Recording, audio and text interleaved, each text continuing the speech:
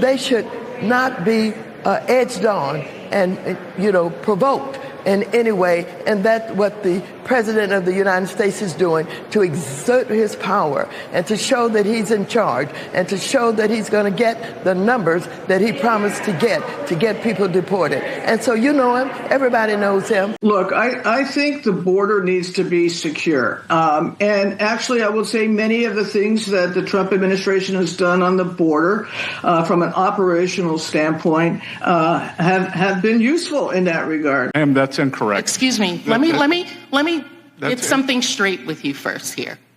I've seen you interrupt everyone. When you come to someone's house, you respect their rules. And in this house, we don't interrupt individuals. And you're not going to interrupt my time. I'm going to give you time to respond. You may want to jot down some notes about things that you don't agree with me on so that you can respond to them at that time. But while I'm speaking, as the person holding this time, you will refrain from speaking, sir, until I am done, and then I will give you time to speak, okay? Look forward to the facts. Thank you. But this is not about actual funding. This is caving to Donald Trump's thin skin and his inability to deal with facts rather than to stand up for local stations, local communities, and the First Amendment, which specifically prevents Congress from abridging the freedom of the press. So to every Republican listening, this is yet another chance to oppose Donald Trump's attack on any objective form of accountability and do what's best for your constituents. We're hearing a lot from the other side here today on things that they're falsehoods about the bill, things that are not in this bill. And I just want to remind our listeners what Democrats are voting for by voting against this bill. They will be voting for a vote against this bill is a vote for the largest tax increase in American history, a tax increase that will affect average households at every tax bracket level.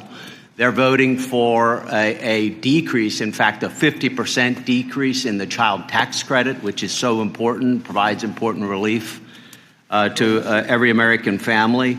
They're voting for allowing Medicaid dollars to go to people who are here in the country illegally at the expense of American citizens. Yes, sir, 1.4 million of them.